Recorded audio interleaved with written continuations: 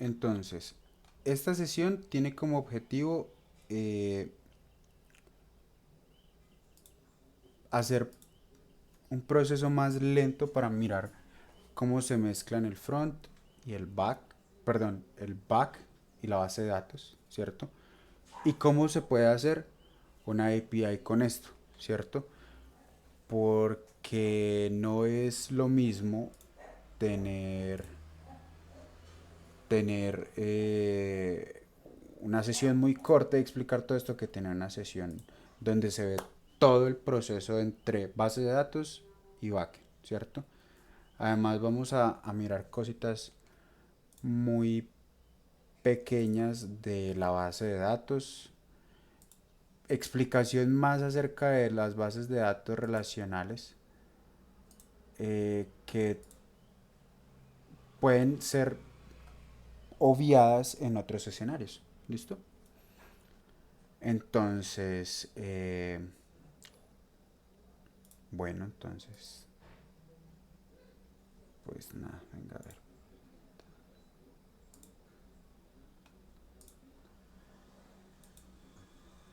Listo. ¿Qué ven ustedes?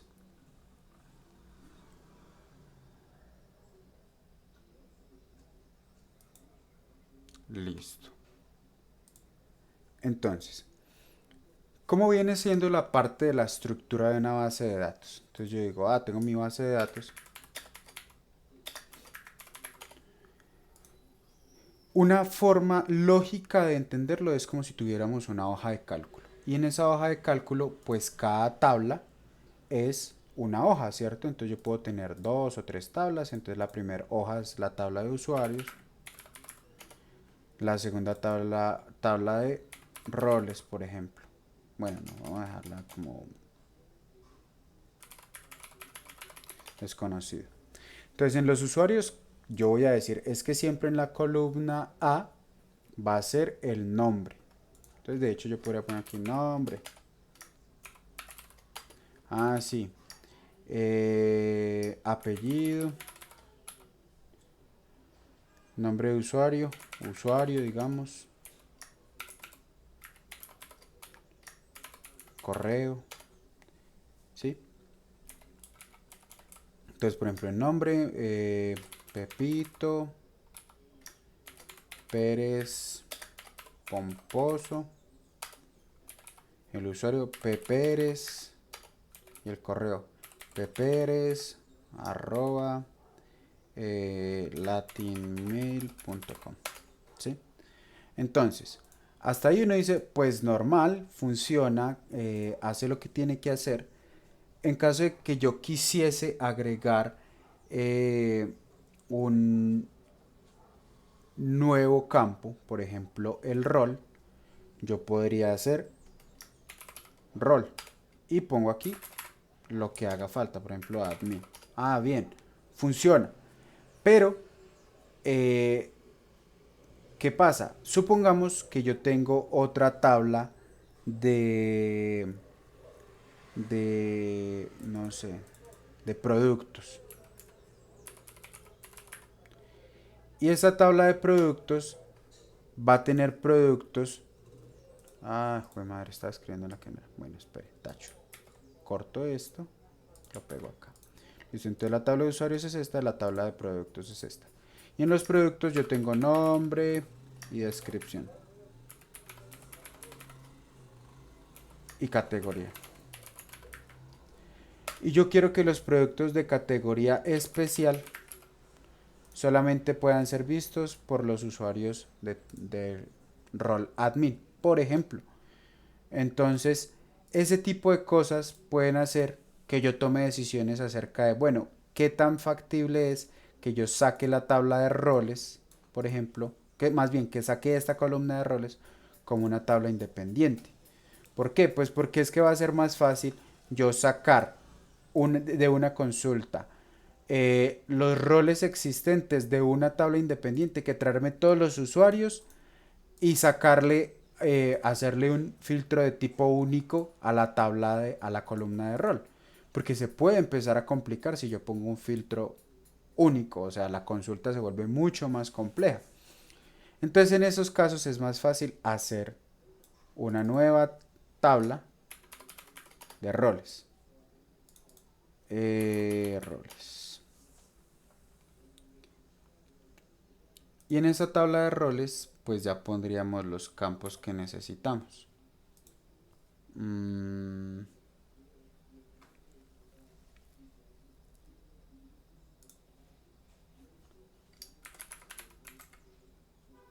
Segundo.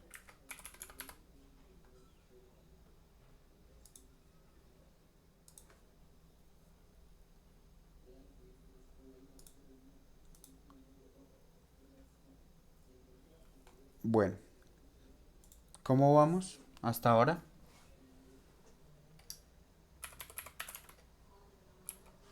Hasta ahora bien.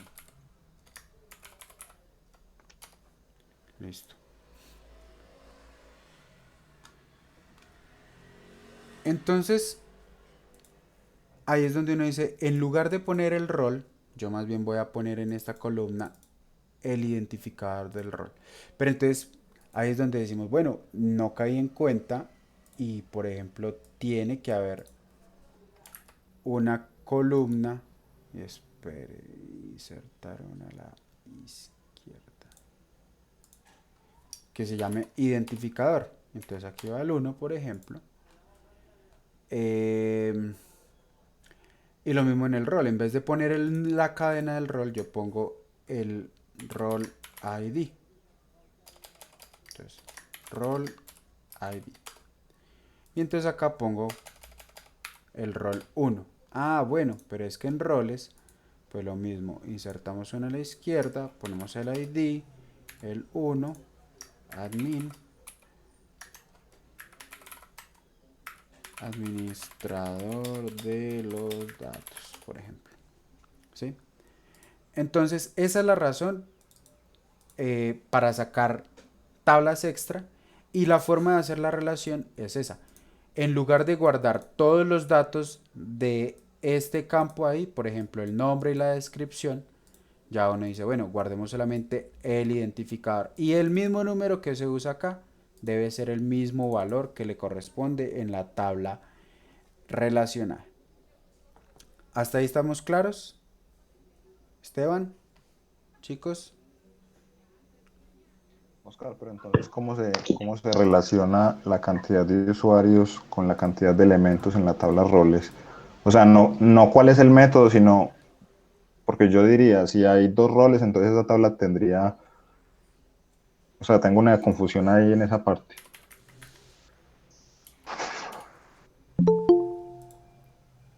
Por aquí llegó alguien más. Ay, no. Tablas. No. Charts software. ¿Dónde estarán las de bases de datos? Pero una más pequeña.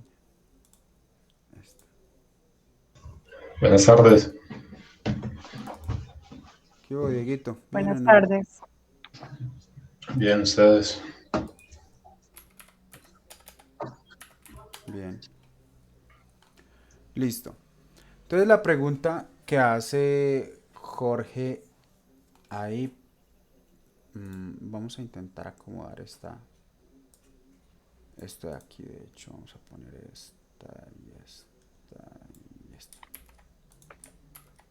Vamos a pegarlas, las ponemos por aquí abajo, que no estorben, pero para tener el modelo inicial.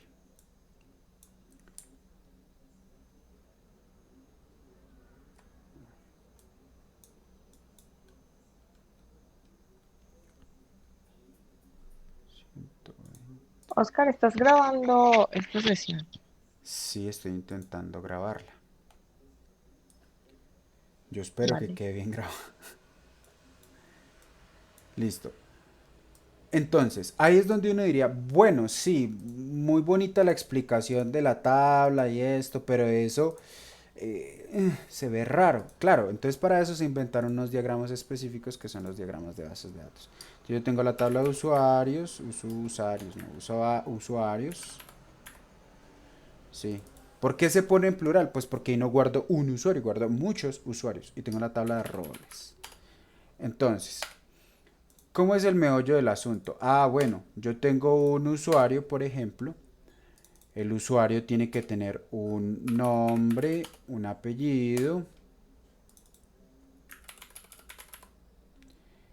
y un usuario, el nombre de usuario, ¿cierto? Y en los roles, esto de aquí está malangas, vamos a borrar esto. Ah, bueno, y tiene el ID, ¿cierto? Aquí tenemos la llave primaria de los roles,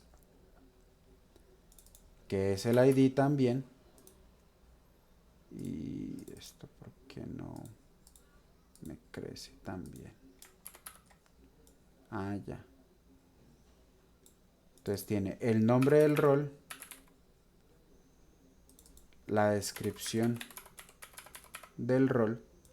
Ah, ok, pero también queremos agrandar esto de aquí, ponerlo acá y poner... No, no, mentira, no necesitamos esto. Ahí.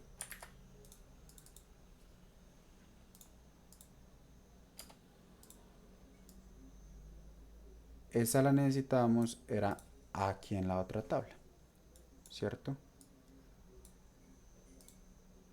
No,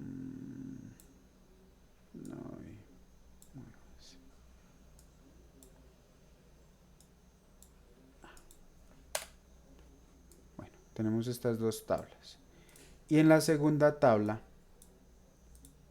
ya decimos como, bueno, necesitamos enlazar ese rol.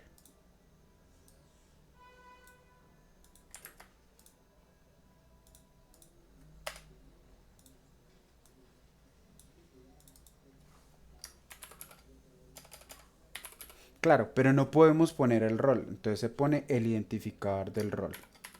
Entonces, puede ponerse con guión bajo y el ID o con I mayúscula para capitalizar, eso depende mucho.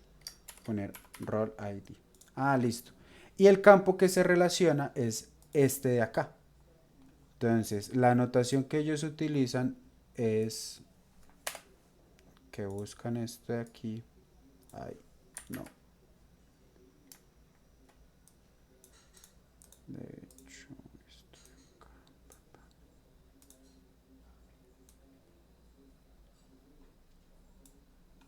Eso. Y aquí vamos a poner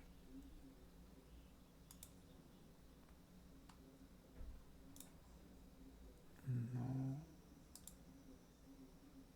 ninguno. Y atrás vamos a poner esta. Listo. Entonces miren que ahí está la relación. Entonces ustedes dirán, bueno, ¿y para qué se tomó tanto tiempo en hacer esta misma cosa de un lado hacia el otro y tal? Por la forma en que se leen las relaciones. Entonces yo digo aquí, ¿cómo se lee? Usted mira la línea y dependiendo de la cantidad de líneas,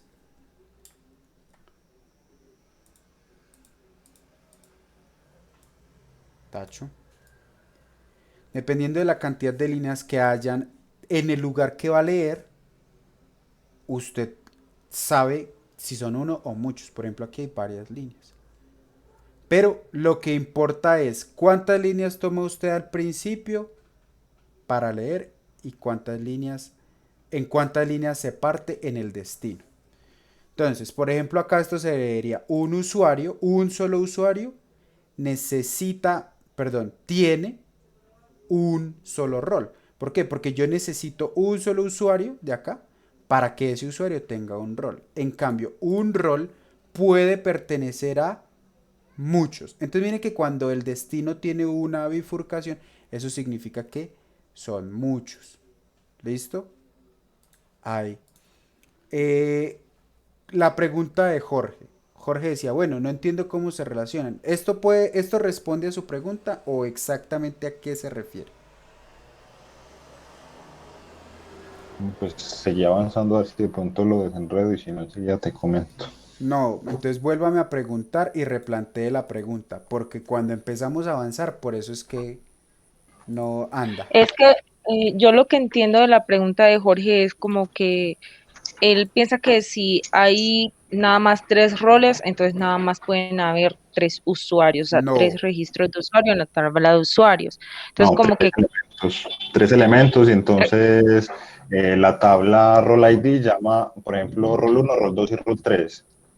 Entonces le va a asignar un elemento que esté en la tabla roles, que ya el numerito 1, 2 y 3 van a tener equivalentes de administrador, usuario y, no sé, vendedor. sí, Por decir. exacto, eso sí. ujú.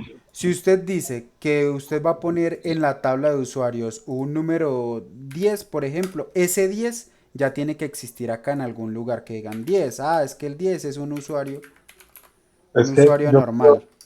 yo creo que ahí lo que faltaría explicar es lo de la clave foránea, que es la que hace, que es la que hace precisamente eso, la relación entre las dos tablas, y que por ejemplo ese 10 le pertenezca, por ejemplo, al rol y que le pertenezca al usuario. Entonces, que ahí es donde está la relación. Sí, entonces ya vamos a eso. Listo, entonces, ya lo que dijo claro, Jorge, eso tiene que ser. Si usted en una tabla va a meter un 10 aquí por ejemplo un 10 sí, ese 10 tiene que existir en la tabla de destino. Si no existe en la tabla de destino, va a haber una referencia perdida. ¿Listo? Oscar, Eso es una una cosa ahí, pregunta. señor. ¿Eso se puede controlar desde base de datos o tiene que ser directamente desde el lenguaje, desde el backend? De que el usuario, de Cuando que, usted cuando usted crea la relación en la base de datos, él hace eso automáticamente. ok. ¿Listo? Entonces, bueno, hasta ahí O sea, tenemos. pero la validación no la hace la base de datos como tal, o sea, es una restricción que existe, Sí, es como una exactamente. regla. Entonces, si tú intentas crear un usuario con un rol distinto al que dijimos que era la relación y no está en la tabla de rol, o sea, si intentas meter un 20 y no está en la tabla de rol, te Él va a dar error. arroja O un sea, la, error la de base de una. datos no es como que te va a decir, ay, no se puede, no, error. Pues de Y hecho, él le dice, no, no está, pero se lo dice con un error. Entonces, exacto. se va a romper la ejecución y si usted en su código fuente de su aplicación no tiene eso bien controlado, se va a romper y puede cerrarse el servidor inclusive.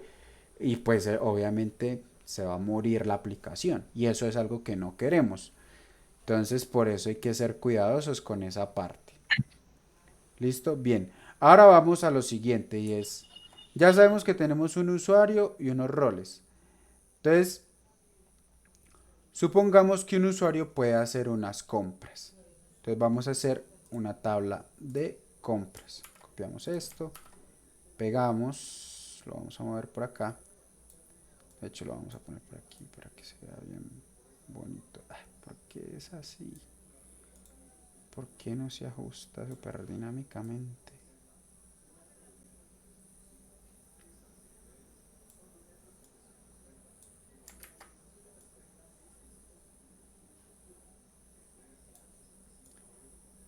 Listo.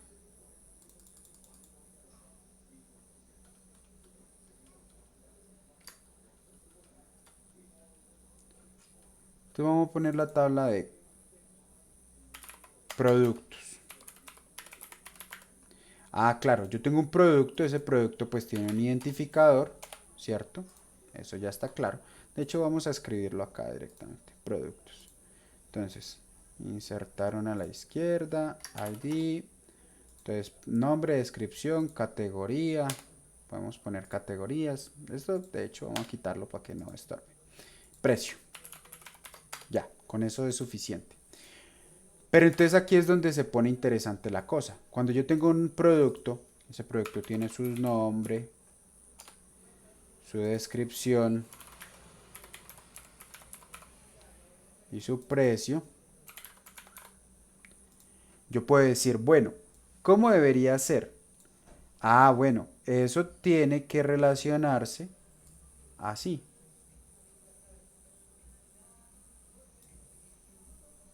Un producto puede ser comprado por varios usuarios. Un producto puede ser comprado por varios usuarios. Y espera un momentico, dos, tres, uy, no.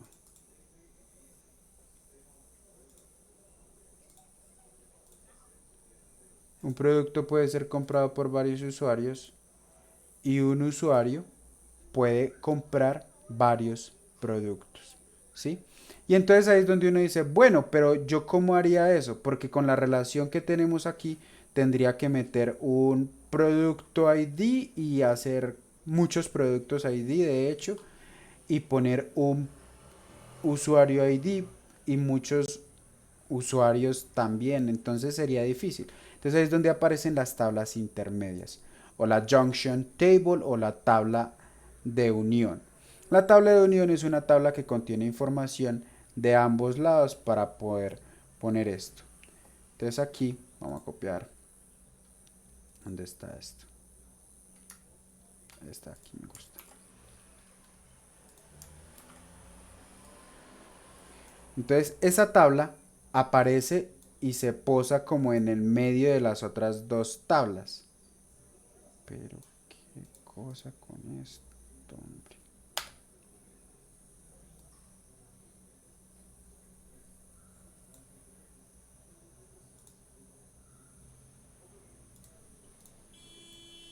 O sea, esa, Señor. esa tabla en MySQL se crea automáticamente, ¿cierto? Uno no la tiene que crear. No, eso es mentira. Esa tabla en MySQL hay que crearla a mano. Lo que pasa es que cuando usted utiliza un ORM como SQLize, el ORM, pilas, una cosa es el ORM y otra cosa es la base de datos, la crea. ¿Listo? Ahorita vamos a profundizar. O sea, la conclusión es no, MySQL ni ningún motor de base de datos crea esa tabla intermedia. ¿Listo? Entonces, normalmente esa tabla tiene, tiene una convención de nombres. O sea, una convención de nombres es como unas reglas que sirven para poner los nombres. Entonces, en orden alfabético se pone el nombre de las dos tablas que se pegan. Por ejemplo, ¿qué va primero, la P o la U? La P. Entonces, productos, guión bajo, usuarios. Ah, listo. Bien. Entonces, ustedes ponen ese nombre de la tabla y aquí es donde uno dice, bueno, yo tengo una llave foránea, una llave primaria foránea. Y entonces ahí es donde uno empieza. ¿Cómo así que una llave primaria foránea? Ah, lo que pasa es que usted puede hacer que un campo sea ya parte de la llave primaria. Y existen llaves primarias compuestas. ¿No lo hemos visto? No. ¿Por qué? Pues porque no hace falta. Es un tema que por ahora es algo complejo y que eso lo aprenderán si se vuelven especialistas en administración de datos. Pero eso se puede, ¿listo? Ahora, las dos tablas fijos iban a ser, los dos campos, perdón, fijos iban a ser foráneos, llaves foráneas. Entonces, ¿qué pasa? Aquí pondríamos producto ID, así. Y aquí, usuario ID. Ah, listo. Entonces, yo sé que las dos van a ser foráneas, pero al menos debería tener una llave primaria. ¿Qué pasa? Que puedo ponérsela al producto, por ejemplo, o puedo ponérsela al otro. O podría poner acá un ID que sea la llave primaria y el resto lo manejo como llaves foráneas y no importaría. Por ahora vamos a dejarlo así. Pero entonces esa tabla intermedia, lo mínimo que tiene que tener es el identificador de la tabla A y el identificador de la tabla B. Es lo mínimo que debería tener. Y pues obviamente hay que definir las relaciones, que es donde uno dice, un producto puede tener varios usuarios, porque ¿qué pasa? Acá yo puedo tener una relación de un producto y varios usuarios, y un usuario puede tener varios productos. Ah, bueno. ¿Y cómo se vería eso en una tabla de esta vaina? Ah, bueno, entonces primero nos toca crear la tabla intermedia, ¿cierto? Vamos a poner usuarios y aquí vamos a cambiar el orden de esto para que se vea más bonito.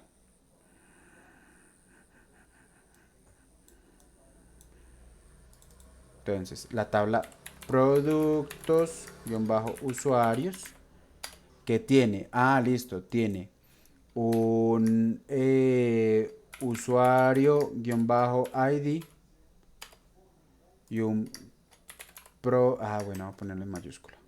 Usuario, guión bajo ID, y un producto, guión bajo ID, ¿cierto? Y entonces acá decimos, bueno, yo tengo los productos y tengo los usuarios. Ya están productos y usuarios. Bueno, vamos a agregarnos un producto siquiera. El producto 1, que vamos a poner aquí, ¿qué le ponemos? Hagamos comida, que es la fácil. Papas fritas. Descripción: crocantes papas fritas. Sabor a pollo. Listo. ¿Y el precio? Milton dice. 1.000 pesos. Listo. Ahora, el 2. Yo quiero que esos sean chicharrones. Super crocantes chicharrones. ¿A cómo? A 5.000 porque son súper crocantes. Y tenemos ahora, a ver, ¿qué más? Ayúdenme, denme ideas. No todos a la vez. Pues para contribuir con lo saludable, helado. Helado, perfecto. Helado de chocolate, cereza, vainilla. ¿A cómo? A 2.000. Listo, tenemos 3 productos y tenemos un usuario. Vamos a hacer 2 usuarios porque esto está muy duro. Entonces aquí, Pepito, Pablito,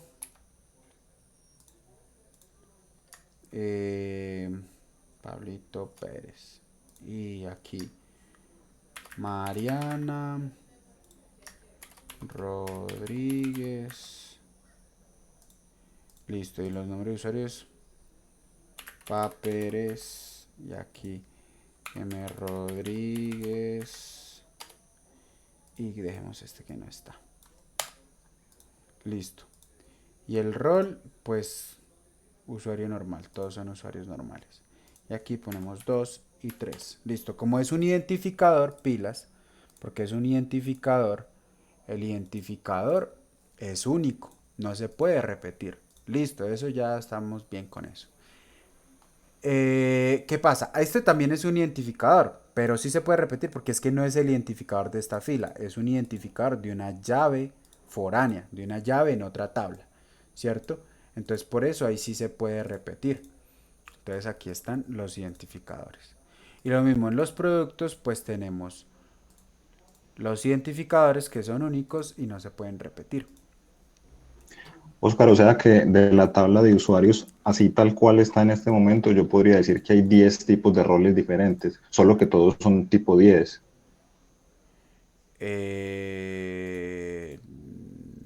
No. No. En la tabla de usuarios, usted sabe que hay roles. ¿Cuántos? No sabe. ¿Quién define la cantidad de roles? La tabla donde se pueden crear nuevos roles. Aquí lo único que usted hace es decir, bueno, ahí hay una relación. Me importa un poco en este momento que hay. La hora. Usted podría hacer una consulta para contar cuántos usuarios tipo rol 10 hay. Eso es otra cosa. Pero no podría decir usted que hay N usuarios, 10 tipos de usuarios, porque de hecho hay solamente 2 tipos de usuarios. Acá, ¿qué pasa? Que yo me salté 2 números, les digo 9 números, 8 números, una cosa así, ¿cierto? Pero yo puedo poner acá un 2 y aquí ajusto y pongo 2, 2 y 2 y es lo mismo. Y ahora sí hay 2 tipos de usuarios, pero no porque el identificador sea un 2, sino porque en la tabla de roles hay 2 elementos. Okay. Es que, Jorge, tú lo podrías leer como hay 3 usuarios y todos con un rol número 2. Ahora, ¿qué es el número 2? Pues no lo sabrás hasta que no mires la tabla de rol. Si tú vas a la Exactamente. tabla de rol y buscas el ID 2, ya sabrás que todo lo que tengan 2 en la tabla de usuario son de tipo ¿qué? Usuario normal. Ajá. Entonces, no es que tengas 3 roles en usuario, es que tienes 3 usuarios con el mismo rol. Ok. Listo. Oscar, Entonces, señor. meterle un administrador ahí en esta tabla de usuarios para que quede más claro, porfa. Entonces aquí vamos a poner... uy, espera un momentico.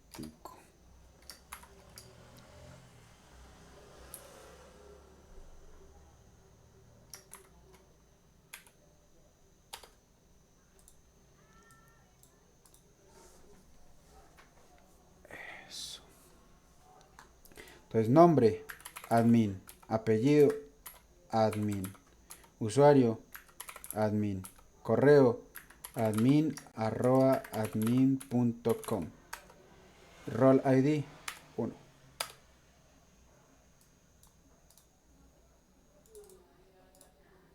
¿Más claro? Entonces hay un usuario que es Sí. el administrador y ya, él tiene el rol 1, el resto de usuarios tienen el rol 2. ¿Por qué? Pues porque ellos tienen una labor diferente dentro del sistema. Ahora, la relación de muchos a muchos, que en eso era en lo que íbamos. ¿Yo cómo hago para decir que, no sé, Pepito Pérez Pomposo compró papitas? Ah, mire, en la tabla intermedia nos dice, ¿cuál es el usuario de Pepito Pérez? Ah, Pepito tiene el rol 2. 2. Compró papitas. Ah, papas fritas es el 1. Listo. 1. Ah, pero es que ese día a Pepito también le dieron ganas de comprar chicharrones. Pero a Pepito no le gusta el helado. En cambio, miren que Pablito sí come helado. Entonces Pablito que es el usuario número 3, se compró un helado que es el identificador 3, justamente. Y Mariana, pues Mariana come helado también. Entonces, al usuario 4 le tocó helado. Y ya. ¿Sí ven? Entonces miren que la tabla intermedia solamente tiene números. Ahora, ¿cómo se lee eso? Ah, mira. Lo que pasa es que un producto, el producto 1, por ejemplo, papas fritas, fue comprado por varios usuarios. Ah, entonces, ¿qué hago yo? Busco en todos los lados donde diga que el producto... espere un momentico, que esta columna me gusta más acá.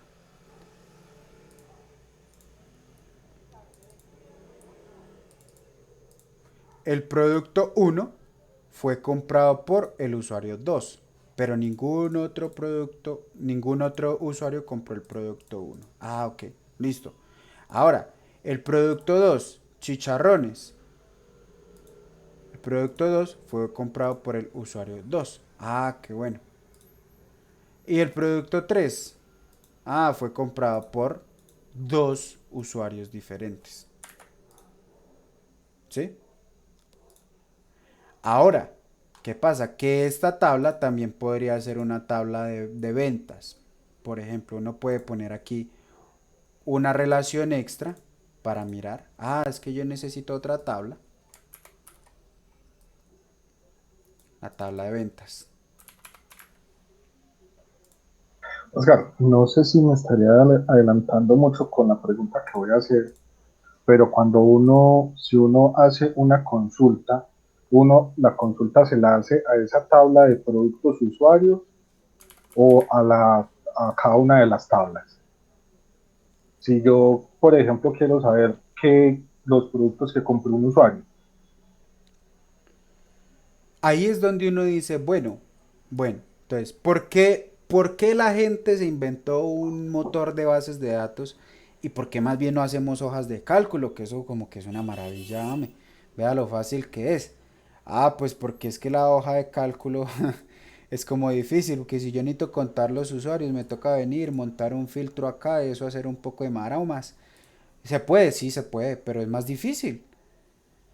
Y además de eso, para poder personalizar estos filtros es más difícil. En cambio, los sistemas de gestión de bases de datos tienen un lenguaje completo, complejo, eh, que nos permite, cuando digo complejo no me refiero a que sea muy difícil de aprender, sino que es un lenguaje que permite hacer operaciones complejas, que nos permite hacer consultas, como por ejemplo, busque todos los productos que hayan sido comprados por el usuario Pablito. Entonces, esa es la razón por la cual hay motores de bases de datos. Su pregunta era, ¿hago las consultas tabla por tabla? Usted hace las consultas en varias tablas simultáneamente. Y lo que hacen los motores de bases de datos es hacer operaciones de conjuntos. De hecho, esos son conjuntos. Entonces yo no me acuerdo, no sé si ustedes se acuerdan que ustedes hacían diagramas de Venn. Estos diagramas de Venn, súper lindos, súper coquetos, son lo que uno hace. Ah, mire, es que vamos a buscar a los usuarios que compraron cosas y de esas cosas, pues que esas cosas hayan sido chicharrones, por ejemplo. Entonces es una operación de intersección entre dos o tres tablas. Eso es lo que hace el sistema de gestión de bases de datos por debajo. ¿Qué pasa? Que usted lo puede hacer a mano, pero es horrible, entonces mejor utiliza una base de datos. Eso significa que hace consultas sobre las tres tablas simultáneamente. ¿Estamos claros en eso? Sí, claro. Listo. Entonces, por ejemplo, yo tengo una venta y la venta se hace en una fecha y además se le hace a un usuario. Puede ser. No, de hecho, ni siquiera eso. Vamos a poner nada. Vamos a quitar esto. Si ahí hubiera un vendedor, ese vendedor también sería un usuario y habría una tabla intermedia entre ese usuario y esa venta. Sí, es un buen punto. Sí, señor. Un usuario puede vender, un vendedor puede venderle a varias, puede hacer varias ventas y una venta. Ah, no, pero espere. Una venta puede ser realizada por varios vendedores. Acuérdese que en una No, relación de muchos a muchos No. es cuando en ambos sentidos de la transacción hay muchos, ¿no? Entonces, un producto puede ser, espera un momentico, un usuario puede, no, es que por eso no me gustaría a mí usar la misma tabla de usuarios que de vendedores. De entrada, leerlo es difícil, pero sí se puede, ¿no? Entonces, y, un o, o, vendedor, o ahí habría también una tabla de compras.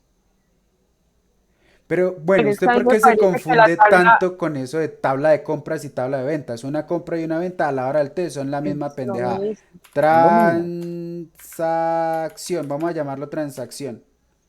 ¿Para qué? Para que no nos Ah, confundamos. Entonces, una transacción es una transacción, compra, venta, lo que sea, sigue siendo una transacción.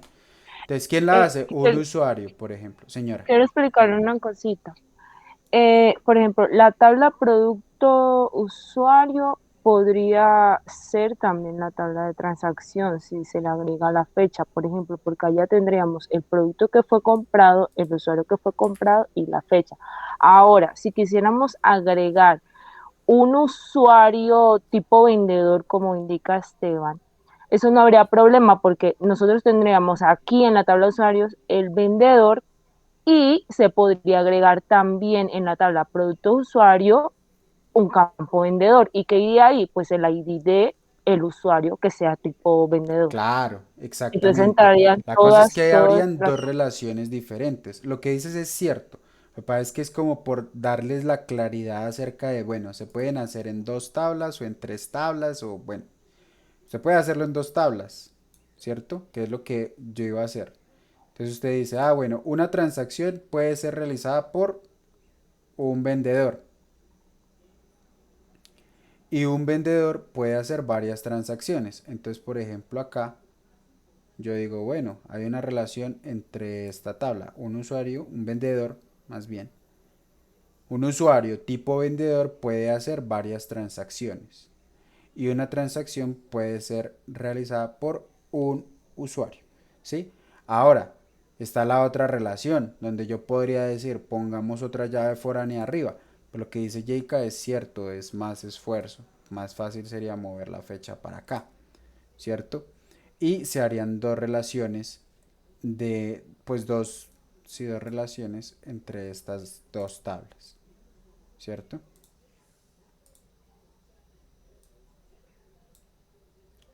Pero entonces, mi pregunta ahí es, ¿esta tabla intermedia de productos usuarios sí puede soportar dos usuarios al mismo tiempo? Un usuario cliente y un usuario vendedor. Espere otra vez. O sea, la tabla intermedia productos usuarios, yo le puedo enviar dos usuarios al mismo tiempo, un usuario cliente y un usuario vendedor. Sí, usted puede. De O hecho, sea, pero vamos a entonces ahí ponerlo. necesitaría Dos dos, relaciones, claro. no, no, dos usuarios, pues dos usuarios, a ver, un usuario cliente, un usuario vendedor. Ah, bueno, sí, y se lo puede enviar.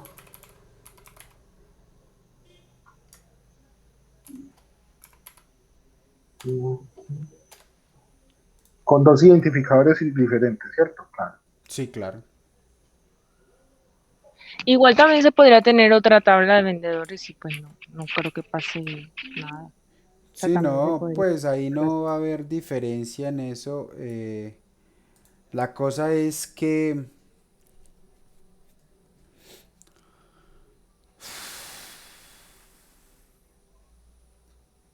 Es que yo creo que depende, porque si los datos que necesitas de vendedor son los mismos que necesitas de un usuario, pues pueden estar en exactamente, la misma pueden tabla. estar en la Si misma no, tabla y ya. exacto. Si no, Entonces, entonces sí habría que dividir por ejemplo. por ejemplo, vamos a dejarla así porque si vamos a hacer autenticación con el identificador de usuario y con estos datos, pues con esta tabla haríamos casi todo. Bueno, con estas dos tablas, ¿cierto?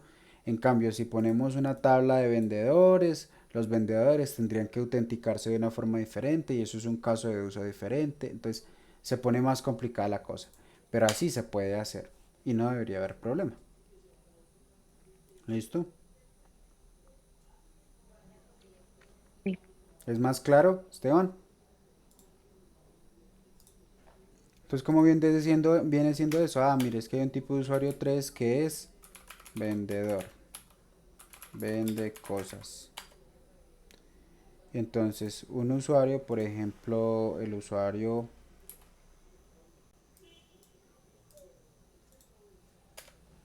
eh, Roberto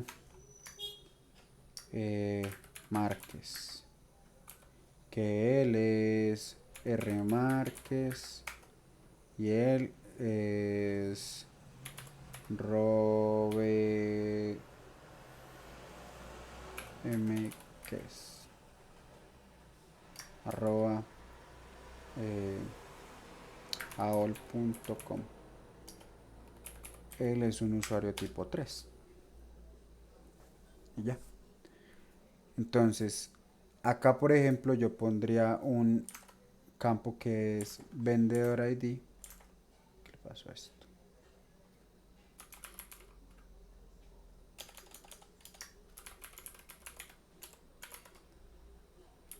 Donde ponemos por ejemplo a Roberto. Roberto es el 5. Y aquí la fecha. Entonces aquí vamos a poner 10 del 02 del 2021. Todo eso fue el mismo día. Y ya. ¿Sí? Entonces, con eso yo puedo hacer trazabilidad, puedo hacer un poco de cosas. Dígame todas las cosas que vendió Roberto, dígame cuáles cosas no vendió Roberto, dígame a quién le vendió Roberto, qué le vendió. Todo eso puede estar ahí. ¿Hasta ahí estamos claros, Sí, por mi parte, sí. Jorge? Sí, está claro. Listo. El diagrama. ¿Entendieron lo del diagrama? Leer los diagramas no es algo trivial, es de costumbre. yo no, de hecho no sé muy bien cómo explicarles lo de cuando se lee de izquierda a derecha y derecha a izquierda en este caso, porque no se me ocurre una forma de explicárselo. Eso yo lo vi a los profesores que lo hacían y uno como que aprende a hacerlo. Es un producto tiene, eh, de hecho esta tabla ya podría llamarse inclusive transacción. Entonces, un producto estuvo en una transacción en la cual fue adquirida por un usuario, o también podemos directamente decir, ah, bueno, es que un producto puede ser adquirido por varios usuarios. Entonces se lee de uno a muchos y de uno a muchos también, en sentido contrario. Entonces un usuario puede adquirir varios productos. Y ahí es donde aparece la tabla intermedia y hace lo que tiene que hacer. La tabla intermedia simplemente cumple con un objetivo que es permitir la multiplicidad de datos sin repetir eh, información. Siempre el objetivo de las bases de datos relacionales es evitar lo más posible, evitar en la mayor medida, suena mejor, la redundancia de datos. Repetir datos es malo en ese caso. Eh, listo. Entonces, vamos a mirar ya cómo vendría siendo esto aquí. Oscar, qué pena, yo te hago una pregunta ahí para no quedarme con la duda. Entonces, ahí la relación entre productos y usuarios sería muchos a muchos. La relación entre productos y usuarios sería de muchos a muchos, sí Muchos a señora. muchos. Ok. Acuérdese que la tabla intermedia es una tabla que aparece y se pone por necesidad de la representación de esa relación de muchos a muchos. Pero Ah, ya, la ok. relación cuando yo la creé al principio yo puse de muchos a muchos. Ah, sí, pero como no puedo meter aquí muchos identificadores de productos y como no puedo meter aquí muchos identificadores de usuarios Aparece porque me entonces la tocaría, tabla entonces intermedia. aparece la tabla Ah, intermedia que listo. hace esa labor. Ok, muchas gracias. Ok, listo. Entonces, eh, y entonces aquí es donde recordamos que tenemos una herramienta que se llama Docker. Docker pues ya tiene montada mi base de datos. Acuérdense que ustedes pueden montarla como les parezca mejor, como se les facilite más. Hay herramientas como WAMP, como SAMP, o pueden directamente instalar el MariaDB e instalar el PHP Yo tengo descargado MariaDB aquí, lo inicio, súper lindo, ya está corriendo, no he hecho nada raro. Y PHP y listo. Entonces, eh, de hecho, yo puedo venir aquí a mis bases de datos. Aquí es que está. Y le puedo decir, bueno, entremos a localhost 8080 y ahí se abre un phpMyAdmin con un nombre de usuario y una contraseña. Ni me acuerdo cuáles eran. Entonces, el usuario, root y la clave.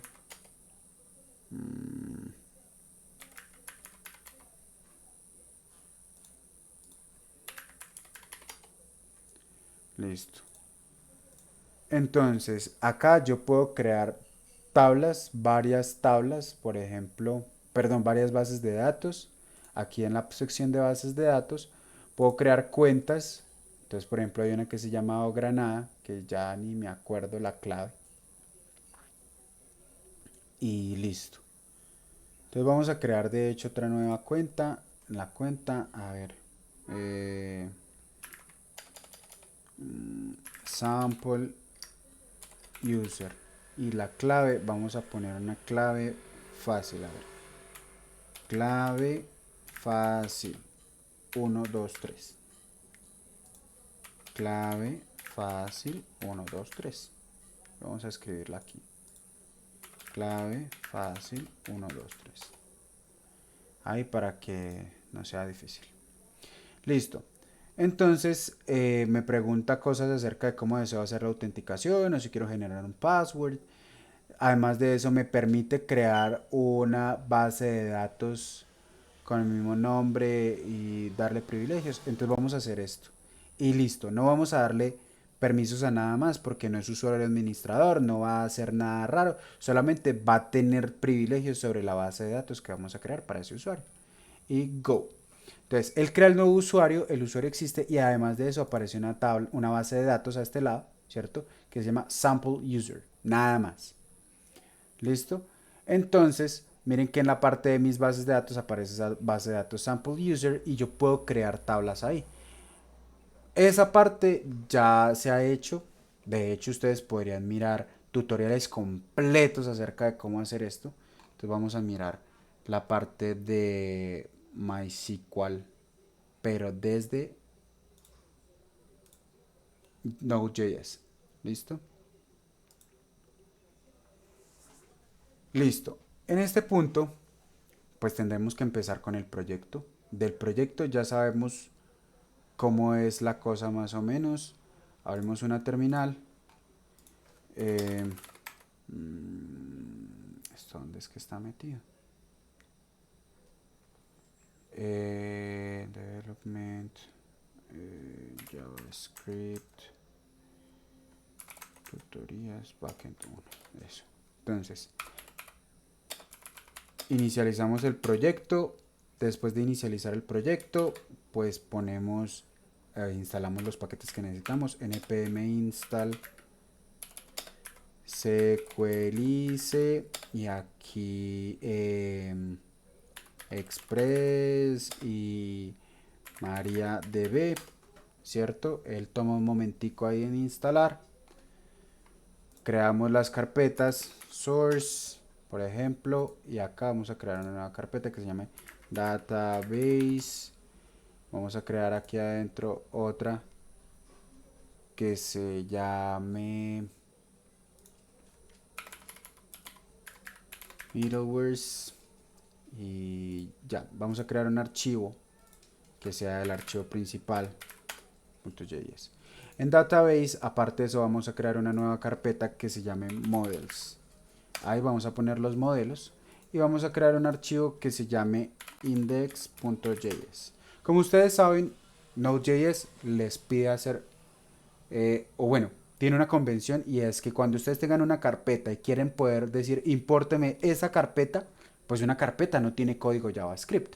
Entonces, él asume que tiene que buscar un archivo que se llama index.js.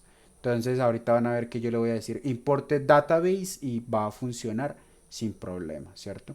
Pero toda la lógica, o bueno, el punto donde acomodamos toda la lógica de JavaScript va a ser el archivo, perdón, la lógica de las bases de datos va a ser el archivo index.js. En la carpeta models solamente vamos a poner modelos, es decir, abstracciones que representan nuestras tablas de la base de datos. Listo. ¿Alguna duda hasta ahí?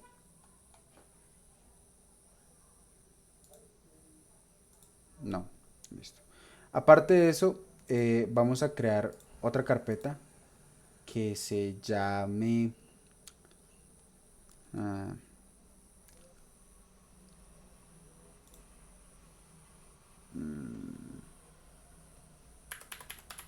server, digamos. Y en server vamos a crear, de hecho vamos a meter la carpeta middlewares dentro de server. ¿Por qué? Porque en el servidor server pues tiene muchas cosas, entre esas el middleware. Vamos a decirle aquí clic derecho, new file, index.js, y entonces tenemos la carpeta de middlewares. Vamos a crear una carpeta nueva de rutas, de routers, perdón, y el archivo del servidor. Entonces en este archivo del servidor vamos a hacer una función que se llame make server, y entonces esa función va a recibir el puerto y ya, el número del puerto. Entonces acá importamos express. Entonces const express es igual a require express y ya. Entonces acá decimos, vamos a crear el servidor. Entonces const server es igual a express. Ah, sí, súper lindo. Y por ahora no me importa nada más excepto que el servidor inicie. Server.listen. ¿Por qué puerto? Por el puerto que le pongamos a oír. Y ahora ponemos un callback para decir console.log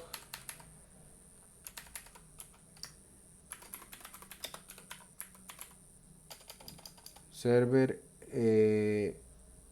escuchando por el puerto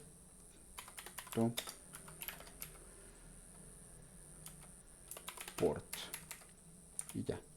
Eso es todo lo que dice ahí, no hay nada más raro, creo.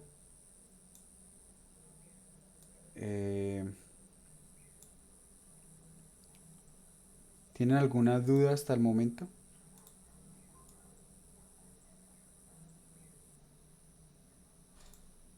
¿No? ¿Sí? Listo. Bueno, vamos a agrandar la letra de esto un poquitico. Entonces entramos a la carpeta, ¿cierto?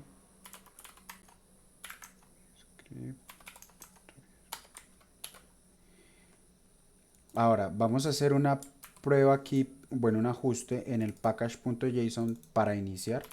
Entonces ya saben que yo siempre utilizo la palabra dev para desarrollo, que estamos desarrollando. Y acá ponemos bla bla bla bla bla bla bla. Piensa, Oscar, piensa. Listo. Nodemon. ¿Y qué? src slash main.js. Ok. Aquí vamos a cambiar esta parte del main. Solo por tener la información bien. Listo, y falta poner los datos en el main. Entonces lo que yo les decía, yo siempre creo una función main que no recibe nada y la llamo en el archivo principal. ¿Por qué? Como por tener todo aislado en pequeños paquetes.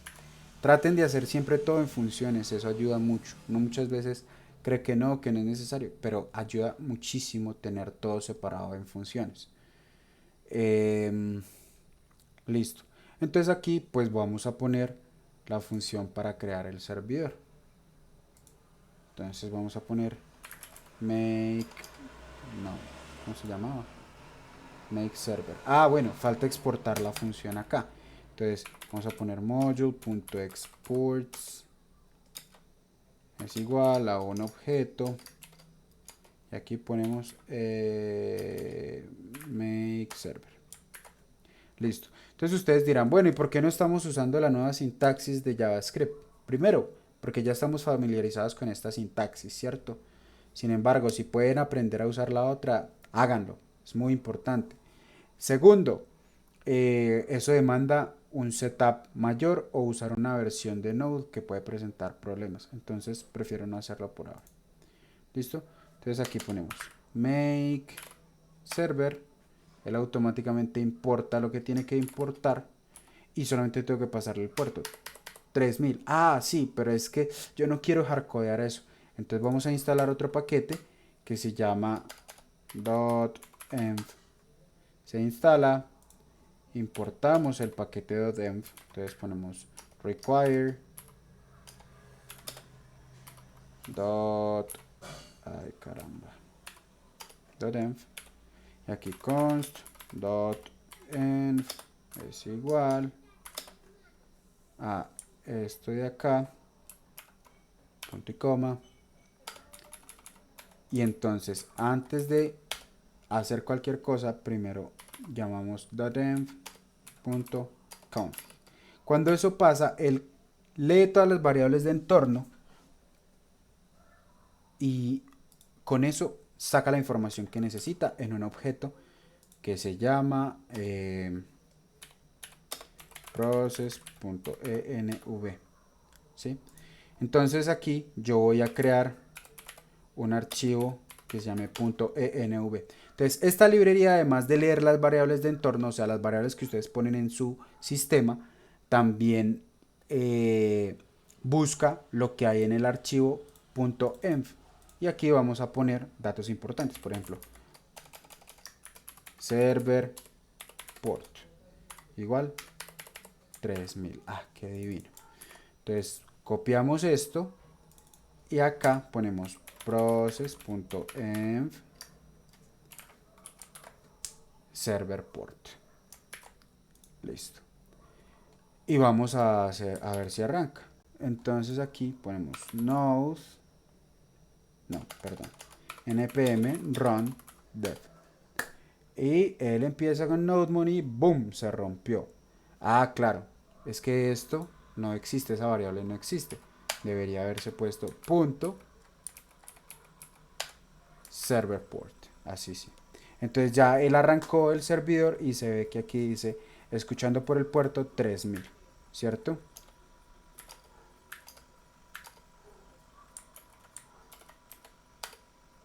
Listo.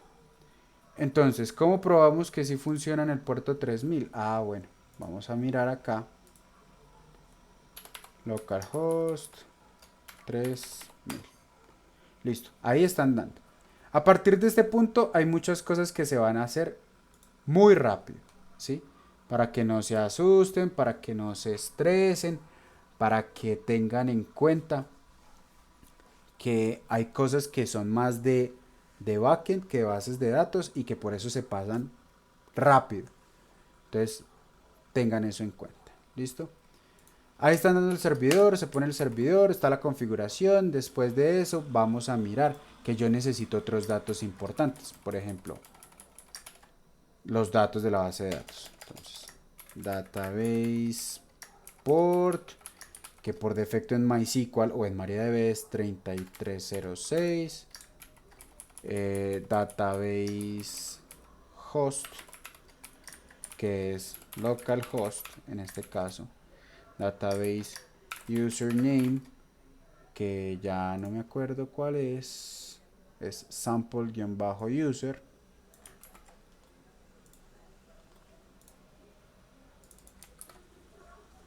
Y el password, que ese password lo puse aquí.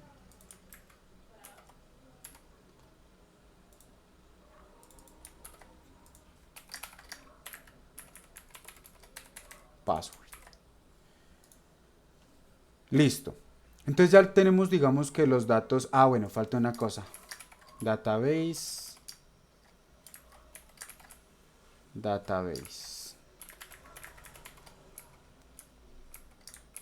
Que se llama igual que el usuario, sample user. Entonces ya con esto tenemos los datos iniciales de nuestra base de datos. De hecho, podríamos cargarlo y preparar esa información acá directamente.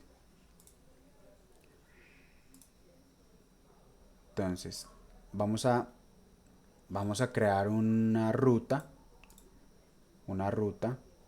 la primera ruta, para mirar todos nuestros usuarios de una tabla, ¿cierto? Entonces, vamos a crear un nuevo archivo que se llame users.js y en ese users vamos a importar de nuevo express, ¿cierto? Y después de tener ahí express, vamos a decirle, bueno, const, no, vamos a usar una función make router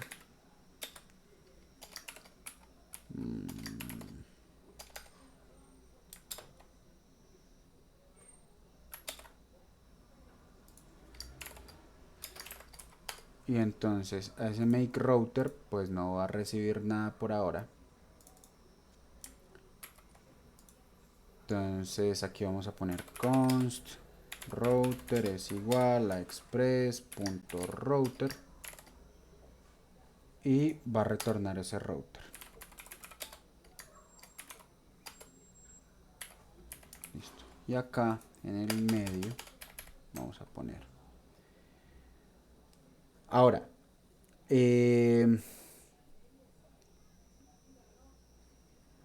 sí. vamos a poner esto, nada más. Vamos a poner cosas ahí en el medio. ¿Qué cosas? Entonces aquí vamos a hacer los handlers, handlers que nos sirven, es decir, las funciones que reciben las solicitudes. Entonces yo aquí, por ejemplo, puedo poner, a ver, a mover la colita. No, function, y entonces aquí get users, por ejemplo. Entonces, si es un handler de Express, pues recibe una petición, request, y un response. Entonces ese request y ese response, ya yo les digo, bueno, por ahora response.json mande un arreglo vacío, por ahora. Entonces aquí en el router vamos a poner router.get y aquí vamos a poner la cadena. Entonces slash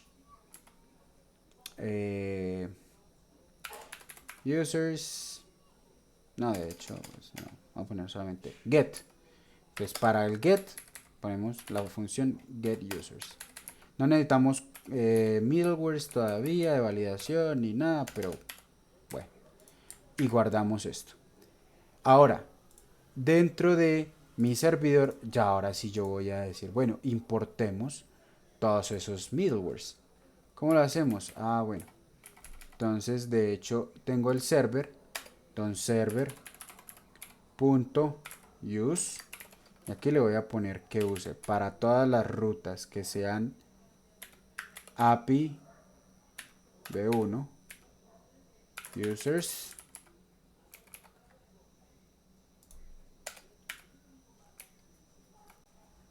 utilice el handler, pues utilice el router, y entonces aquí get, bueno, faltó exponerla. Acuérdense que esta función también hay que exponerla. Entonces ponemos aquí module.exports make router.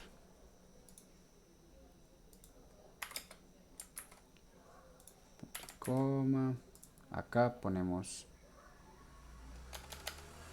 make router. Él lo importa automáticamente. Vamos a cambiarle el nombre porque yo sé que vamos a tener varios routers. Make users router y ya. Y entonces aquí abajo pues le vamos a poner los paréntesis porque es una función, ¿cierto? Y se rompió. Make users router, ¿por qué se rompió? ¿Por qué se rompió? Make users router is not a function. Ah, ok. Make router. Dos puntos.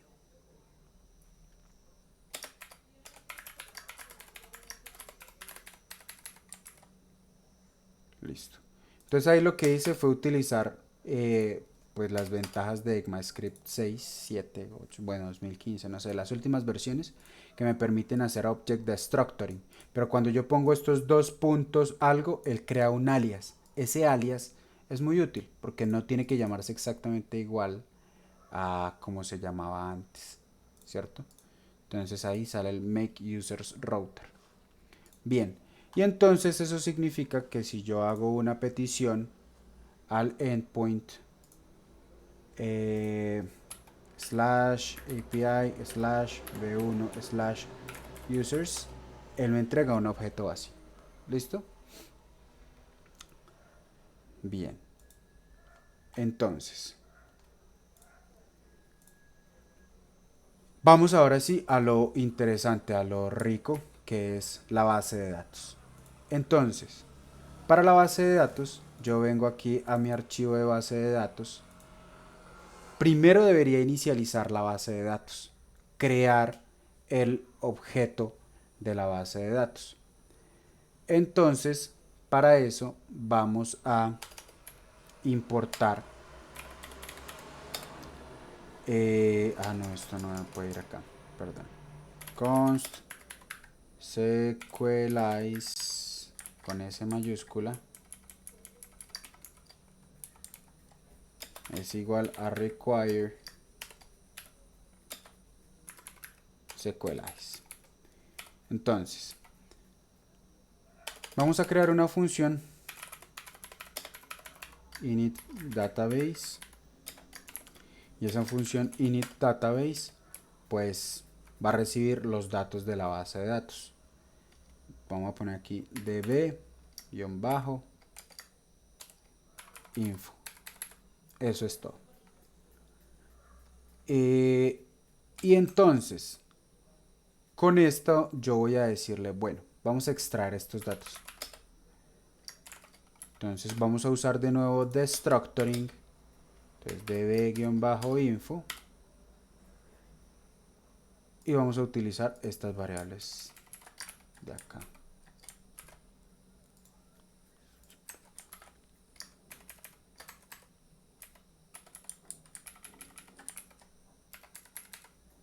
Listo. Y entonces acá decimos, bueno, yo ya tengo todas las variables de la base de datos, pues vamos a instanciar esa base de datos. Entonces vamos a poner aquí const sequelize. De hecho, vamos a poner database para que sea más fácil. Es igual a new sequelize. Y aquí vamos a poner los datos que necesitamos. ¿Y qué datos necesitamos? Entonces, vamos a poner user. Uy, no está. ¿Será así? Espérenme, yo reviso la documentación. A ver. Sequelize.org model instances. Es sequelize. No, model basics. Okay, start. New sequelize. Sí, señor. Entonces, ¿por qué no funciona? ¿Por qué no me da el autocompletado? Eso no me gusta.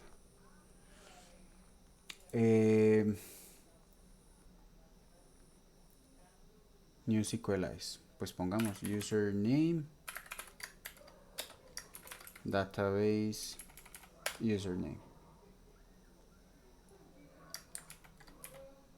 Coma. Entonces aquí. Password. Database. Password. Y aquí. Database.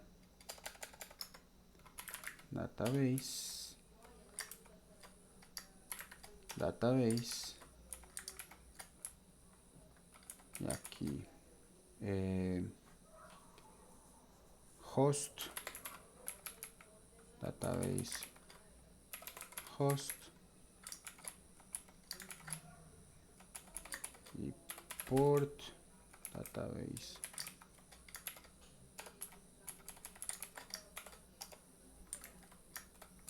Port. Listo. Entonces, cuando él hace esto, ya yo podría probar la conexión. Para eso, pues utilizamos, de acuerdo a la documentación, el proceso de autenticación. Listo. Pero ahí es donde miramos si ellos, por ejemplo, en la documentación le dicen a uno, bueno, lo que pasa es que usted va a usar await, pero es que await únicamente es para operaciones asíncronas. Entonces eso significa que esta función tiene que ser asíncrona. Ok, listo. Y tenemos que poner la información, pues poner la función y exponerla. Entonces ponemos module.export es igual a un objeto y el objeto tiene la función carreta, mucha carreta, pues porque es lo mismo que venimos haciendo hace mucho. Y en el main, por ejemplo, yo puedo decir haga la configuración del entorno, cree el servidor, pero antes de eso haga la base de datos. Entonces yo le voy a poner aquí init database. Uy, ¿qué está pasando? Y le paso los datos del entorno directamente. ¿Para qué? Para que él utilice el destructuring y extraiga los datos que necesita como los necesita. Ahora, como esta operación es asíncrona, él va a dejar una promesa para que eventualmente se ejecute y va a arrancar el servidor. podría esperar o podría no esperar. Yo podría decirle, no, haga que esto también sea asíncrono y póngale aquí un await. Es decir, él va a ejecutar en orden esta línea, después esta, y cuando todo lo de esa función termine, ahí sí ejecuta lo de la última parte. Guardamos y ¡puf! Se rompió. Dialecto necesita ser explícitamente entregado. Ok, se me olvidó poner algo acá en la base de datos. Que el dialecto. Entonces hay que poner dialecto. Dialect. Y aquí vamos a poner MariaDB. Se guarda y boom, se rompió. Deshabilitado para conectar a la base de datos. Reference error sequelize is not defined. Sequelice. Index en la línea 20. Ah, claro. Entonces, ¿qué pasa? En el ejemplo siempre ellos tienden a usar este sequelize. Pero como yo cambié el nombre del ejemplo, no se llama sequelize, sino database, claro, ahí sí. Entonces hizo el proceso de autenticación, se conectó e hizo una consulta súper simple, que es un select 1 más 1 as result. Cuando uno copia esa consulta, voy a copiarla, y la ejecuta,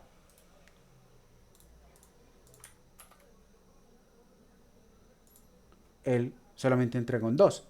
Pero eso significa que hizo todo el proceso de conexión adecuadamente y que puede hacer consultas. ¿Listo? Por eso es que se hace esa consulta ahí que aparece extraña y aparentemente mágicamente. Listo.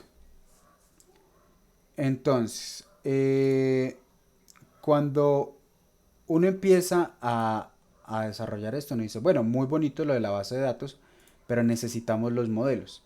Entonces ahora hay que cargar los modelos. Entonces, en la tabla de modelos vamos a crear un nuevo archivo que se llama models.js. Ah, no, perdón, users.js. Que ahí va a ir nuestro modelo del usuario. Vamos a crear una función que se llame makeModel, que no va a recibir nada porque todo lo vamos a hacer ahí internamente. Vamos a importar este SQLize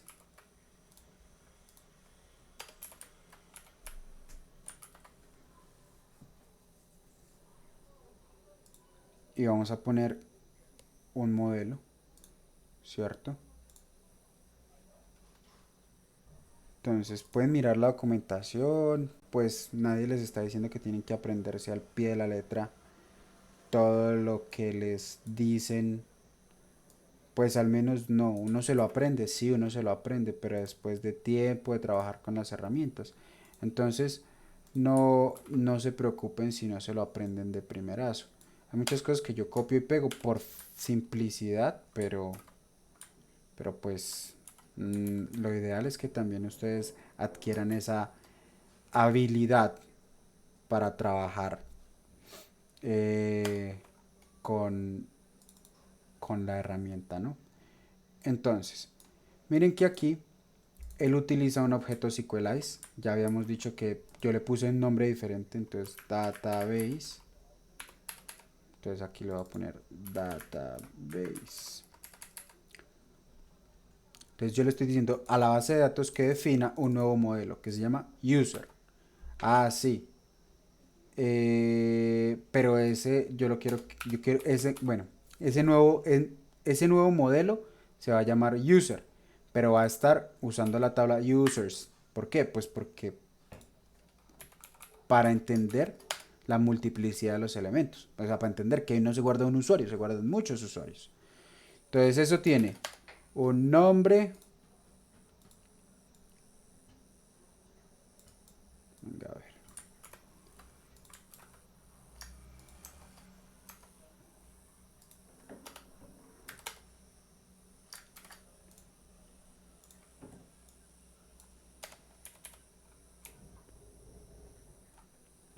Entonces tiene un nombre de usuario, que siempre es el username, un first name, que es el primer nombre, y el last name, que es el apellido. Podemos ponerlo en el español, pero dejémoslo así. Listo. ¿Qué más debía tener eso? Nombre, apellido, usuario. Ya.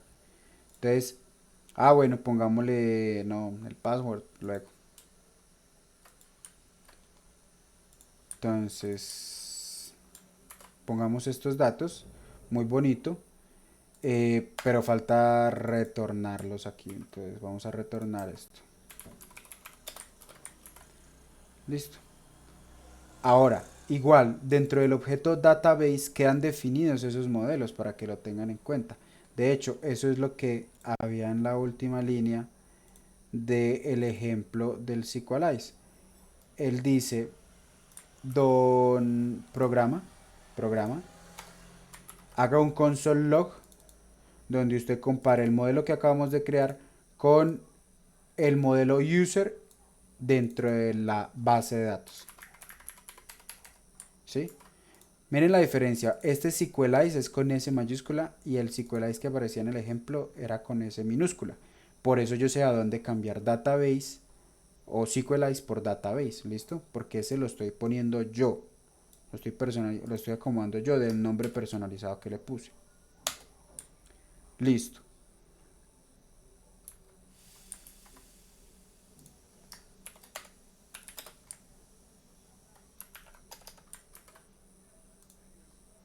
Bien, entonces acá en la base de datos yo le digo, bueno, vaya y inicialice el database, pero ahora vamos a hacer el modelo de usuarios. Make, si era make model. Bueno, falta exportar esta función. Entonces, lo mismo, copiamos. Module.export es igual a un objeto, y en ese objeto a este make model. Guardamos. Aquí make model. Y le pasamos database como parámetro. Listo. Y entonces, acá, pues acuérdense que vamos a tener varios modelos, entonces podemos usar make users model. Copiamos esto de aquí y lo pegamos acá y listo. Entonces acá está ejecutándose, se ejecutó sin problema. Y vamos a poner ahora que haga la autenticación, y después de hacer la autenticación se va a sincronizar. Entonces ponemos database.sync. Entonces el proceso de sincronización es asíncrono. Entonces ponemos ahí también una wait y listo. Entonces él ejecuta create table if not exist users bla bla bla bla bla bla bla y pone todo lo que tiene que poner. De hecho podemos verlo en nuestra base de datos. Ponemos sample user y en sample user tenemos la tabla users. Entonces hasta ahí no hay nada más raro, ¿cierto? Vamos ahora a crear ¿qué será? Bueno, la siguiente relación más difícil. No vamos a mover ahora lo de roles porque eso ya ese es el caso fácil, digamos. Vamos a mirar la relación de acá, de usuarios y productos. Un usuario puede adquirir varios productos y un producto puede ser adquirido por varios usuarios, ¿cierto? Entonces, para eso entramos al manual de SQLize, ¿cierto? Y ellos tienen asociaciones y nos explican datos de las asociaciones, de la cual hay una que es la relación de muchos a muchos, belongs to many. Entonces vamos a poner la otra tabla, ¿cierto? La tabla de productos. Entonces vamos a poner el modelo de productos, vamos a venir acá. No, de hecho, bueno, Sí, no, vamos a hacer primero lo de los modelos. Clic derecho, New File, Products.js. Por simplicidad vamos a copiar todo lo de usuarios y lo ponemos en el modelo de productos, ¿cierto? Entonces en vez de poner aquí users, pues vamos a poner products, product y product, ¿cierto? Y entonces ponemos ahí, dice el nombre. Ah, bueno, el producto tiene un nombre, que es una cadena. La descripción y el precio. Entonces el precio no es una cadena, es un double, número de doble precisión. Ya, es un número. No me importa mucho eso. Vamos a la base de datos y aquí vamos a importar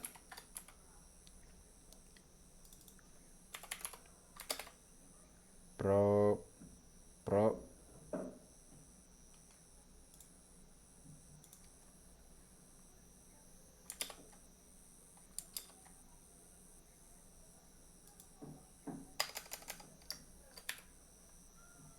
bueno, en products. ¿Y por qué no está? ¿Dónde creamos esto? Models, products. Sí está bien. Ah, bueno, dupliqué la línea que no era. Y es porque estoy en el archivo que no es. Entonces vamos aquí. Aquí duplicamos esta línea.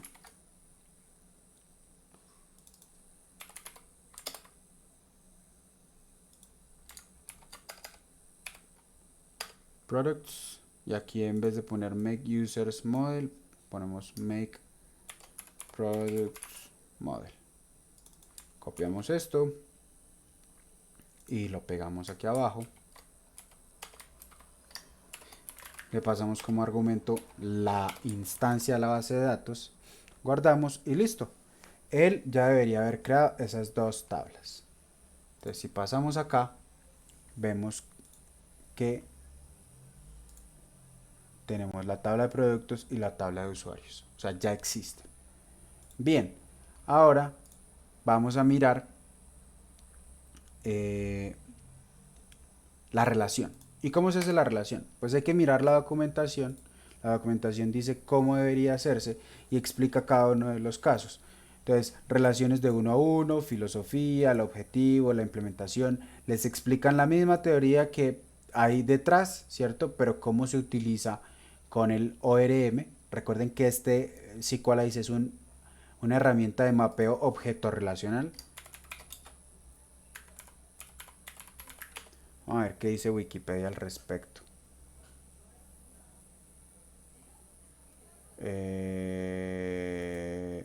Yo creo. El mapeo objeto relacional es una técnica de programación para convertir datos entre el sistema de tipos utilizado en un lenguaje de programación orientado a objetos y la utilización de una base de datos relacional como un motor de persistencia. En la práctica, esto crea una base de datos orientada a objetos virtual. Entonces sirve para poder manejar las cosas como se manejan en lenguajes orientados a objetos. ¿Listo? Revisen, es un artículo súper interesante acerca de por qué. Entonces, para que lo tengan en cuenta. Bien, vamos a continuar. Entonces, volvemos a la documentación. En la documentación dice, bueno, yo puedo tener también relaciones de uno a muchos y explican cómo se hacen las relaciones de uno a muchos. Explican que hay que poner las relaciones en dos vías para poder hacer las consultas, bla, bla, bla, y las relaciones de muchos a muchos. Entonces, por ejemplo, aquí están este ejemplo, un ejemplo clarísimo donde dice yo tengo una tabla de películas, una tabla de actores, y entonces una película pertenece a muchos actores. Perdón, una película pues está hecha por muchos actores y un actor puede hacer muchas películas. Pues utilizan el belongs to, que es pertenece a muchos, belongs to many, pero a lo que hacen referencia es que se está haciendo la relación de muchos a muchos. Asimismo, vamos a venir aquí y pegamos, pero vamos a reemplazar. Entonces ya no es una movie, sino que es el modelo. Y entonces aquí es donde decimos, bueno, mire que estábamos haciendo el modelo, pero no estábamos utilizando lo que me retorna la función. Entonces ponemos const user, perdón, es igual a esto. Y aquí const product es igual a esto. Entonces en user copiamos, pegamos acá, y acá product, copiamos, pegamos y pegamos acá. Entonces hacemos un usuario puede o pertenece a muchos productos a través de la tabla transacciones, ¿cierto? Y un producto pertenece a un usuario a través de la tabla transacciones. Listo. Por ahora solo vamos a hacer esa operación. Nada más. No vamos a poner más campos. Yo sé que en los diagramas habíamos puesto aquí más campos. Eso no lo vamos a hacer así. De hecho, deberíamos poner el nombre de la tabla acá. En vez de transacciones, pongamos productos-usuarios. Para entender. Ah, bueno, en inglés, ¿cierto? Debemos ponerla en inglés. Products, users. Los ponemos así y ya, no vamos a hacer nada más. Guardamos. Esto ejecuta la sincronización con la base de datos. Y en ese caso, si yo viniese aquí de nuevo, vea que ya existe la tabla Products Users. Y si miramos el diseñador, ahí aparecen las relaciones creadas. ¿Sí? ¿Hay dudas hasta el momento?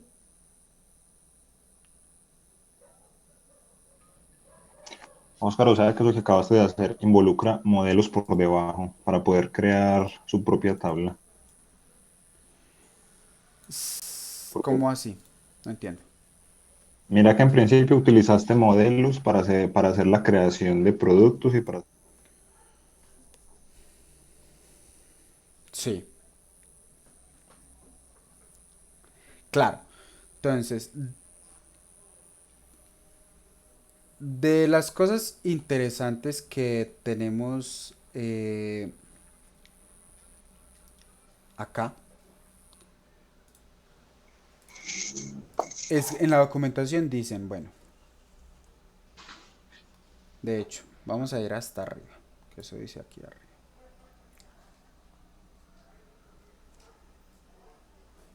La relación A pertenece a muchos Bs a través de la tabla C. Significa que hay una relación de muchos a muchos que existe entre A y B, usando la tabla C como tabla de unión, que va a tener las llaves foráneas A y D y B y D. Por ejemplo, SQLize automáticamente va a crear el modelo C, o sea, el modelo intermedio, a menos que ya exista. Y define las llaves foráneas apropiadas. Entonces, ¿qué pasa? Como dice Jorge, yo podría utilizar un modelo creado a mano explícitamente como creamos los modelos de usuario y producto, que esa es la forma para poner columnas personalizadas, que por eso les digo, ahorita no lo vamos a hacer, que me va a tomar más tiempo. O la fácil es hágalo a través de y ponga una cadena y él automáticamente va a crear la tabla y nos va a ahorrar una cantidad de trabajo. ¿Listo? Listo. ¿Alguna otra duda? Pero entonces él debería de alguna forma retornarme a mí los nombres que le puso a esas columnas para yo poder trabajar con ella más adelante. Porque yo necesito acceder a ella después y no me puedo ir a Sí consultar al y gestor de no. base. Sí y no. Ahí es donde miramos que en la documentación hay otra sección donde dice Naming Strategies. En Naming Strategies él dice, mire, nosotros ponemos un guión bajo a los campos en las tablas. Sin embargo, que es el snake case. Esto aplica también para las llaves foráneas automáticamente generadas y bla, bla, bla, bla, bla, bla, bla. ¿Cierto? Ujú. Bueno, y el caso es que explican cómo se crean todos los campos y que le pone un guión bajo. Entonces, ¿eso qué significa?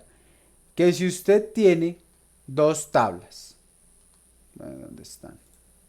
Acá, no acá. Una que se llama products y otra que se llama users. Si usted sigue la convención de las tablas, ahí dice, es que el identificador de cada tabla va a ser user ID o product ID. No está el guión bajo. Yo creo que leí el pedazo que no era de la documentación, pero ellos en algún punto de esto explican. Explican también cuándo se usa singular y plural, cuándo se hace la referencia y cómo se pone, cuando usted puede poner cómo puede usted poner el nombre personalizado. Todo esto lo dice aquí en esta documentación. ¿Listo? Listo. Entonces, ahí ya están. Ahora, muy bonito y todo, pero yo quisiera que esa información se pudiese acceder desde el servidor, ¿cierto? Pues para eso es que estamos haciendo todo este cuento. Entonces, vamos a venir a la configuración, a donde se inicia la base de datos, y vamos a hacer que él retorne, por ejemplo, el objeto de base de datos. Entonces aquí vamos a poner const database es igual a await init database. Eso significa que esta función debería retornar al final el objeto database. Entonces, return database. Ok. Y si no, si algo falla, si algo sale mal, vamos a retornar null. ¿Sí? Y después de eso, pues vamos al servidor, ¿cierto? Perdón, acá, al main. Y vamos a decirle, vea, si no hay nada en el objeto database, es decir, si en algún momento retornó nulo, entonces vamos a decir que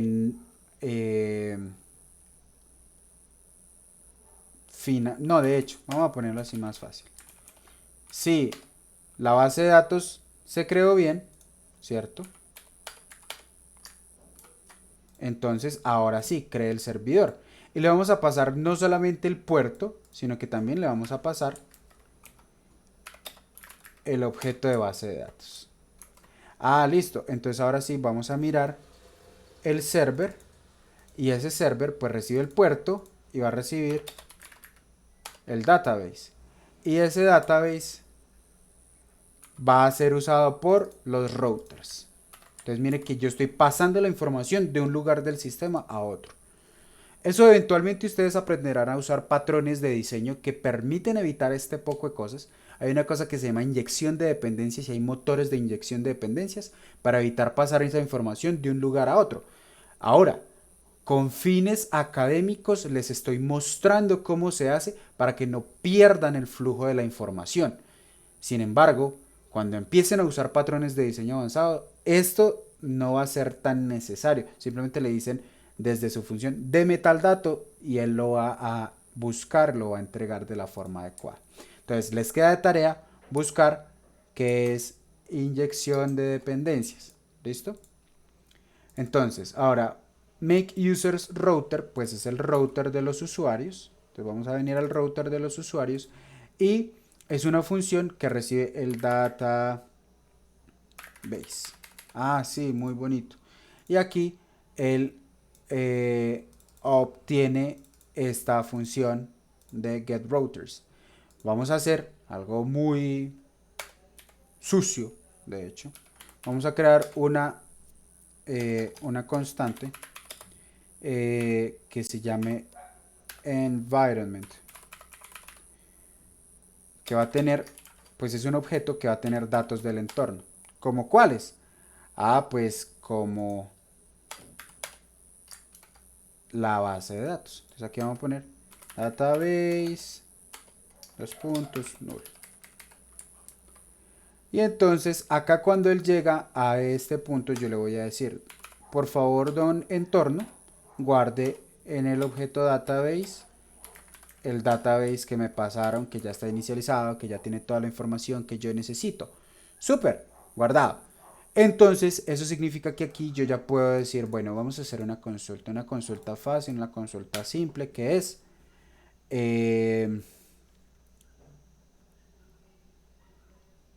database, por favor, deme sus models, que eso lo habíamos visto aquí en la tabla de users. Yo les había dicho, mire que ustedes pueden acceder directamente a la base de datos, sacar los modelos, y de los modelos debería haber un objeto user.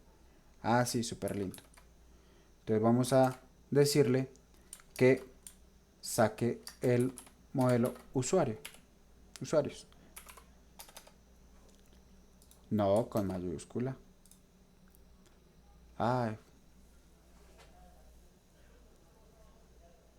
Sí, tienes razón. Tienes toda la razón.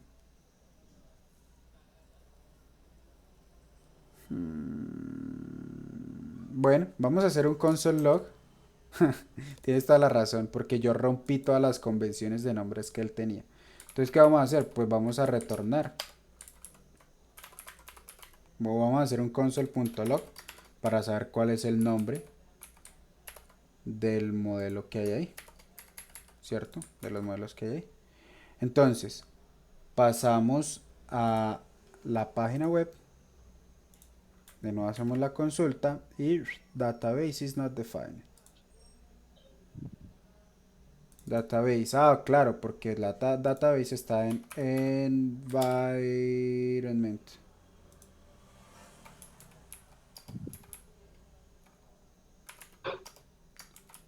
¿Cierto? Environment.database.models. Ahí arranca, recargamos, no hubo error, y tenemos acá los modelos, users, products, tas. Muy bien, tenía razón, Jacob. Entonces aquí vamos a poner models.users.find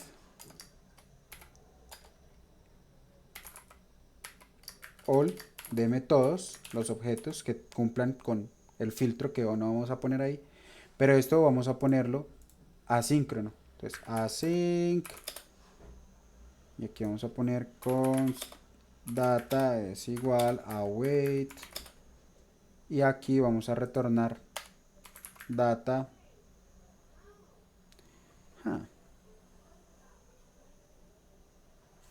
punto to JSON. Creo que es así.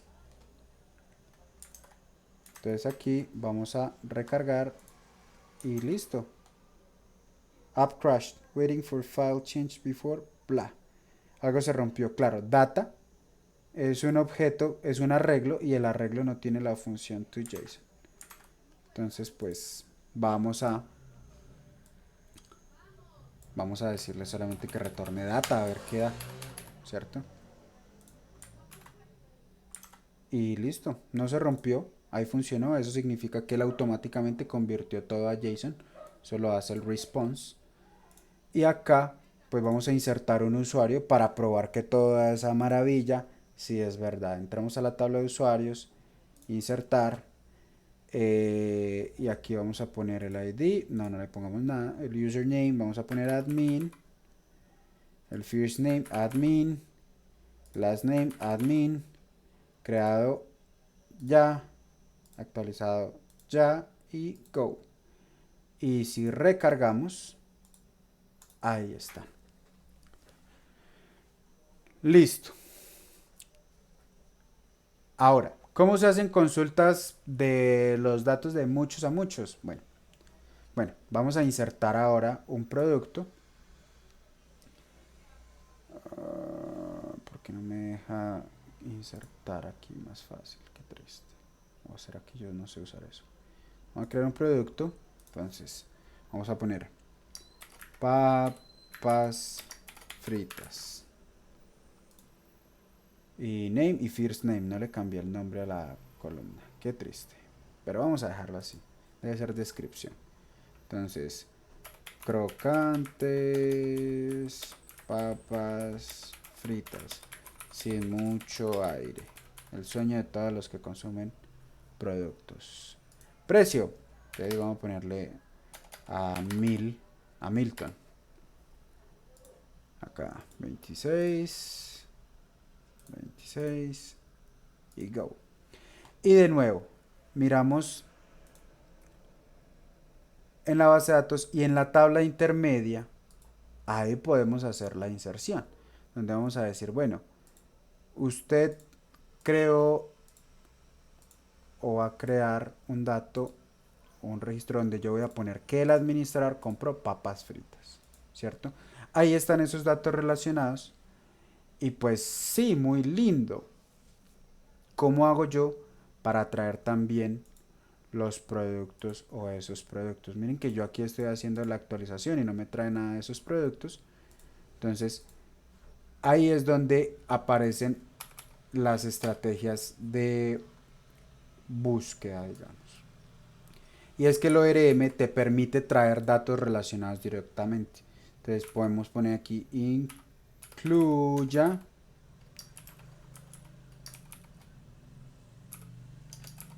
las tablas. ¿Cuáles? Pues productos. Que de hecho vamos a hacer algo más bonito aquí. Const. Aquí vamos a poner users as user. Sí, para que se vea más parecido a los ejemplos. Products as product. Eso va a ser igual a los modelos. Entonces, usando destructuring, de ese destructuring mágico que ya habíamos visto, pues podemos reemplazar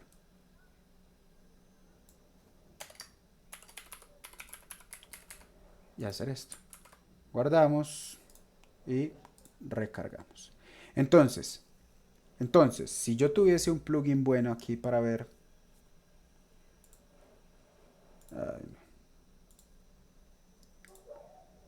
aplicaciones, vamos a buscar JSON Viewer, agregar a Chrome, agregar extensión, la agregó.